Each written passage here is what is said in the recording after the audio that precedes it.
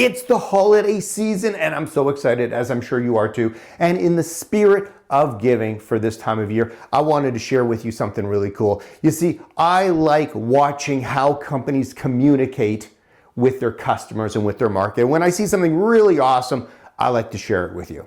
And when I see something really awful, I like to share it with you even more, because there's really cool stuff we can pull out of that as to what we should not be doing in our communication strategies. So I want to share with you this really cool email that I got, which I think is full of, let's call it, lessons that we can pull out of it. We'll go with a positive spin. So first off, this email was sent to me by someone I do not know or have had any contact with whatsoever. If we start with the subject line, you can see it says, my most impactful communication advice. So first off, he's made it somewhat about him and what he's giving rather than about me or the reader as to like what's in it for me. Now, the fact he's put the word impactful in capitals, yeah, it got my attention, but the fact is, I don't know if I even care.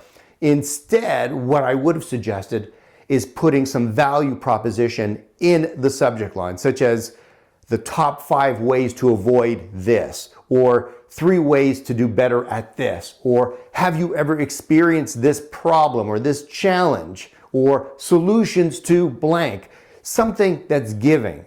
Right away within seconds, I would know there's something in it for me. So let's jump right into the body of the email, and he starts with, hey, Mark Gordon. And right there, that tells me that I am nothing more than a name on a list, and a list that he couldn't even be bothered having split the first name and last name. If you want your emails to come across as somewhat authentic, even though it's a mass email, just use the person's first name. Do not use their full name, like ever. Then the first 4 lines, they either start with the word I, or it's about him. This is not ideal. Again, jumping in with that value proposition, asking me a question. Mark, have you ever experienced this? Is this something you would like more of or less of? Or have you tried doing this a certain way but didn't see the results you wanted?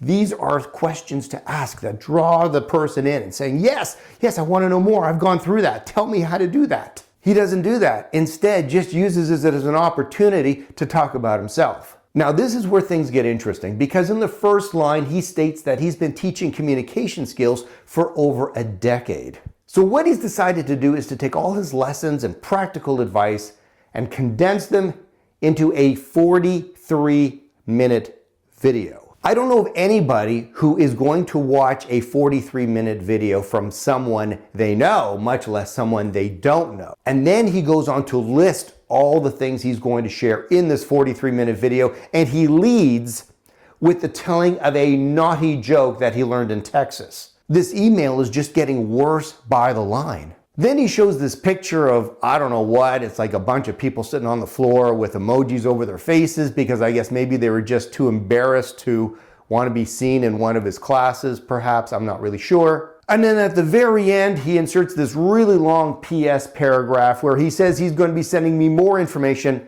in the coming days. By this point, I don't want to watch the video and I don't want any more information, and you know what that means by the time you get to an email. Oh yeah, we're hitting unsubscribe.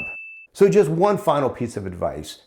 I'm sure that you've been doing whatever it is you're doing for a very, very long time and have amassed an amazing amount of knowledge and wisdom.